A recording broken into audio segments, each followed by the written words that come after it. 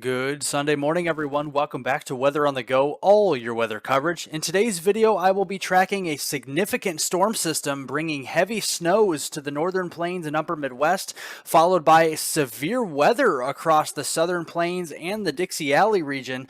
And we're also going to be seeing a northeast snowstorm getting into next weekend, followed by the coldest temperatures of the season with a serious Arctic plunge as we get to the end of December and move into early January.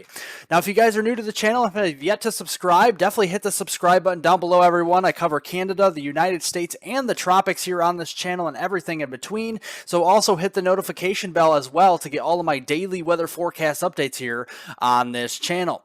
So looking here this morning, we got a lot of alerts out there, starting with the Intermountain West. We have lots of purples and pink colors over here. This is actually winter weather advisories and winter storm warnings across much of the West, getting from Montana all the way southward through Idaho, Nevada, getting into portions there of Utah, Arizona, and California, especially across those Sierra Nevadas there into the California areas, into those higher elevations. We could be seeing some feet of snow with those winter storm warnings across those areas. And you also see some colors of blue up here into portions of the Dakotas, getting into northwestern Nebraska and portions of eastern Montana, into northeastern Wyoming. Those are winter storm watches for what looks to become a major snowstorm across portions of the northern plains and upper Midwest heading through this week. So looking here first at the last 24 hours across the West, definitely in those higher elevations, we were seeing some very heavy snows from Oregon State down through portions of Washington and even the Sierra Nevadas into northern California. Lots of heavy snowfall, and that will be adding on to here as we move through the next couple of days, especially with this very strong, very potent trough digging into portions of California and Nevada as we head through the day today. And that's going to be providing more snowfall for those higher elevations here across the West. Lots of snowfall here continuing across the Sierra Nevadas, getting into those higher elevations in the state of Nevada, up into Idaho, western portions there of Montana, and then getting back across portions of Oregon State as well. That will continue to the overnight hours, pushing its way toward the Salt Lake City area, and then again into those higher elevations here into the Rocky Mountains as well as we head into the evening here tonight. And then again through the day on Monday, we'll start to see some more snowfall breaking out across those Rocky Mountains and those ski resorts as we head through the day on Monday. So definitely refilling that snow supply across those ski resorts out west. And looking here at the next 48 hours here, 24 to 48 hours across the West Coast here and the Intermountain West across the Rockies, lots of beneficial snows for those ski resorts out there across portions of the Sierra Nevadas, getting in towards Idaho, portions of Montana, Wyoming, getting down into the Colorado Rockies there, into Utah, Nevada, and even northern Arizona as well, could be seeing some very heavy snows over the next 24 to 48 hours. And as the system moves eastward here, it kind of, ejects into the middle of the country with that trough. We're going to start to see a strong cold front across the central and southern plains move through, and that is going to be sparking our severe weather outbreak as we head into the day on Tuesday across the southern plains and the deep south. So looking first here on the day on Monday, we got that heavy rainfall threat setting up from Nebraska down through Kansas, Oklahoma, and North Texas, while on the backside we have all that heavy snowfall starting to gather itself across Montana, getting into Wyoming and into the Colorado Rockies down here as well. Maybe some snowfall on those higher elevations there into Arizona and New Mexico, but definitely watching this warm sector here across Texas for some severe weather on Monday here from Kansas down through western Oklahoma and North Texas. We could be seeing some isolated strong to severe thunderstorms, carrying the risks here of an isolated tornado with that 2% shading across southwestern Oklahoma into northwest Texas, 5% shading of damaging winds across those areas as well, especially around the Wichita Falls area and just west of the Dallas-Fort Worth Metroplex, and then a more widespread area for hail-producing storms from south central Kansas through western Oklahoma and northern and northwestern Texas, again, farther west of the Dallas-Fort Worth Metroplex as we head through the overnight hours on Monday and into Tuesday morning. So let's time this out for you here Monday afternoon with the cold air moving in from the west with that cold front. We're going to see those higher elevation snows back across Colorado, getting into New Mexico. But with that warm sector, we could see some warm air advecting farther north into Kansas, Oklahoma, and Texas with some scattered showers and rumbles of thunder during the afternoon hours on your Monday. We'll see more organized activity start to move through into Monday evening and even the overnight hours after midnight with the peak of this event as we head in through the day on Monday. This is along that cold front. We could start to see some isolated supercell thunderstorms firing up across south central Kansas, western Oklahoma, getting into northwest Texas here, and that will propagate its way eastward across eastern Oklahoma, getting down through the Dallas-Fort Worth Metroplex. Some of these could be, damaging wind producers, some hail producers, and maybe an isolated brief tornado along the leading edge of these storms as we head into the day and morning hours on Tuesday. So that will be something to watch and be on high alert for across the Dallas-Fort Worth area, Oklahoma City, up toward the Tulsa area, and again into southern Kansas as we head through Tuesday morning. But as we head through the day on Tuesday, again, this storm system will start to move a little bit farther to the east. That warm sector will start to open up a little farther northward in toward the Missouri Valley and much of the Dixie Valley region in the Mississippi Delta area. And then, but again, on the northwest side of this system, a lot of cold air bringing all that heavy snow across the Dakotas into Montana there, into Wyoming, western Nebraska, and even portions of the Colorado Rockies there into northern and northeastern Colorado. But again, on the warm side of this system, we're going to have that severe weather outbreak sparking up here across portions of the Dixie Valley region and the far deep south, where we have an enhanced risk, a level 3 of 5 here on the scale of 0 to 5 from the Storm Prediction Center on day 3. This is Tuesday. And this enhanced risk covers much of northern and central portions of Louisiana, southern Arkansas, far east Texas, and far southwestern portions of Mississippi as well. Even that slight risk will extend farther back to the west across east Texas, so places like Tyler, Texas, getting down closer to the Houston area, and then getting over here toward New Orleans, and portions there just to the south and west of the Jackson, Mississippi area on the day on Tuesday. And we also have a significant 30% or hatched area for significant severe weather. We could be seeing damaging winds over 75 miles per hour. Strong, violent, long track tornadoes are definitely possible here, and also the potential for some large hail, maybe even some hail that could be over 2 inches in diameter may be possible as we head through the deep south, especially into East Texas, southern Arkansas, north central Louisiana, into southwestern Mississippi going through the day on Tuesday. And again, it comes to no surprise, we're having all the severe weather to the south, lots of warm temperatures here advecting northward into the warm sector of the system. Temperatures will be in the 60s and 70s across much of the deep south here through the day on Tuesday. We got all this warm, moist air moving northward out of the central and western Gulf of Mexico. Dew points will be rising into the mid-50s, if not the 60s, across much of Louisiana, southern Arkansas, getting into East Texas along that cold front as it sweeps from west to east. And that is going to be the lifting mechanism for all these severe storms through the day on Tuesday.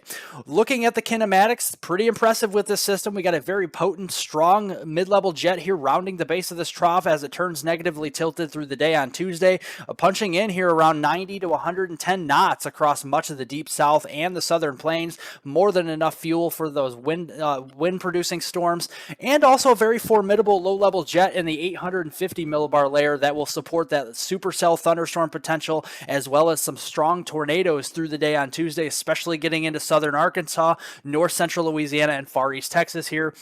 That low-level jet will be coming in here around 50, 60 knots or so, so definitely formidable for some supercells that could be rotating through the day on Tuesday.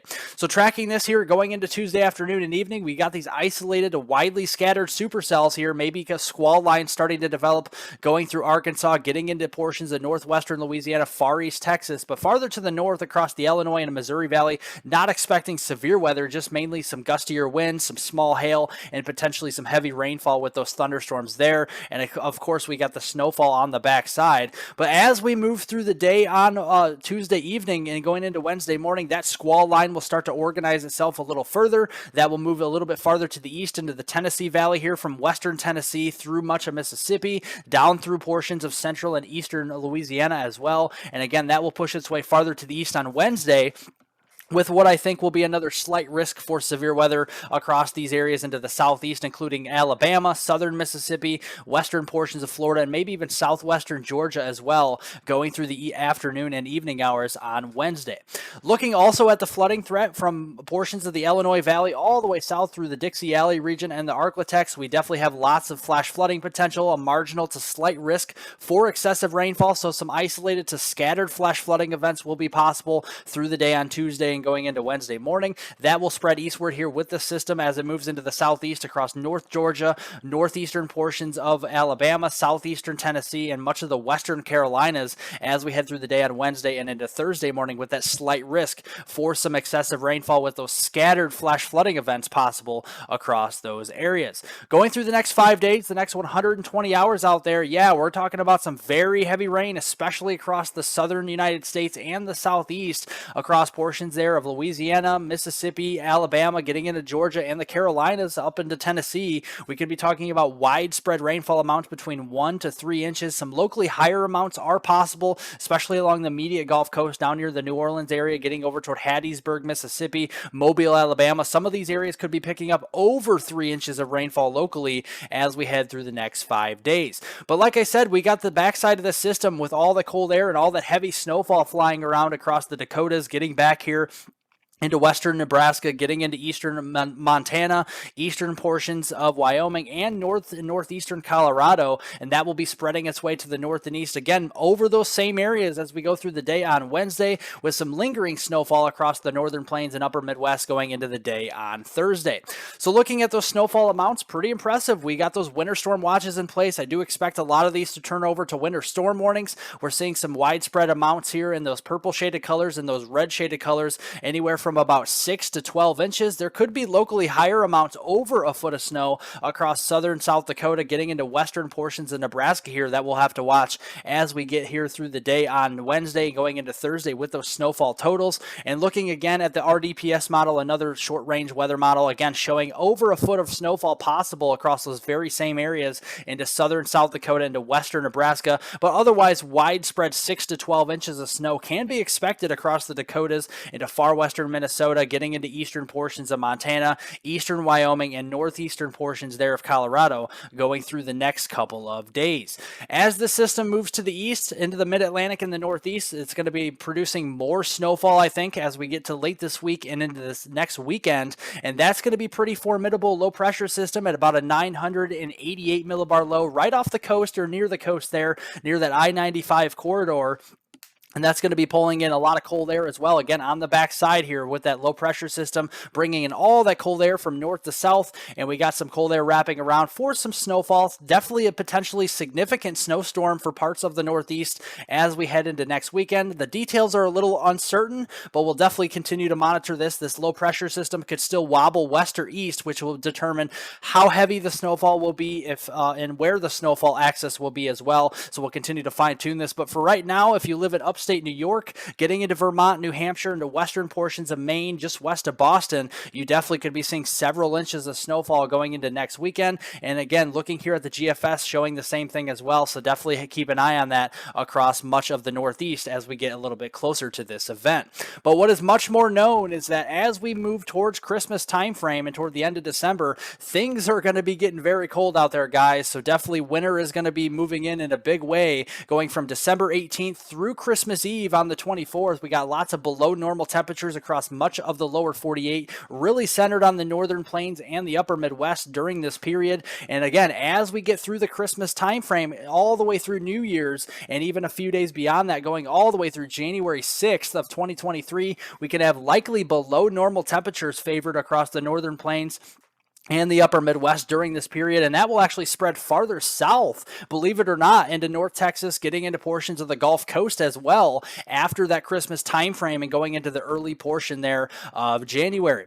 So let's take a look at this. Again, this polar vortex does mean business as we head towards late December into early January. You can see all that cold air farther to the north with those purples here up to the north into north central Canada. You can see some blues down here to the United States, but watch as we go through next weekend and into early the following week. Next Monday, we could be talking about potentially a very significant Arctic outbreak of cold air across Canada, getting into the northern plains across the Dakotas, Minnesota, much of Montana, and Wyoming, and that will spread its way farther to the south with that freezing line where you can see the dark blues and light greens coming together all the way to the Texas Panhandle, Oklahoma, getting into the Arkansas area as well, going into that Monday, December 19th time frame, and then even colder times ahead as we get closer to the Christmas time frame here toward the middle of next week, we definitely could be talking about some widespread below zero high temperatures across the northern plains, the upper Midwest, and getting through much of Canada. So let's get a closer view of this here as we get into next weekend. On Saturday, December 17th,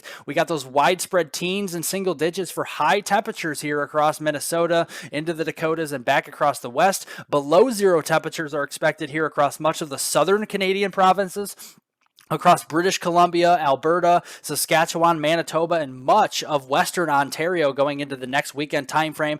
But even as we go into next Monday, the following Monday, as we go into the December 19th time frame, look at this, guys. This is high temperatures. The European guidance is showing high temperatures could only reach minus 20 across much of the Dakotas, minus 25 into portions of eastern Montana. Yeah, these are high temperatures, minus 30 to minus 35 degree high temperatures across portions of Alberta, getting into Saskatchewan. And then again, single digit highs and teens for highs across much of Illinois, getting into Missouri, the Ohio Valley, and the Northeast, with that freezing line going all the way down towards Oklahoma, northern Arkansas, and portions of the Tennessee Valley there on Monday. And looking at Tuesday, guys, this is going to be spreading a little farther to the south. We got 30s for highs across the Dallas-Fort Worth Metroplex, 30s for highs, if not upper 20s for Little Rock.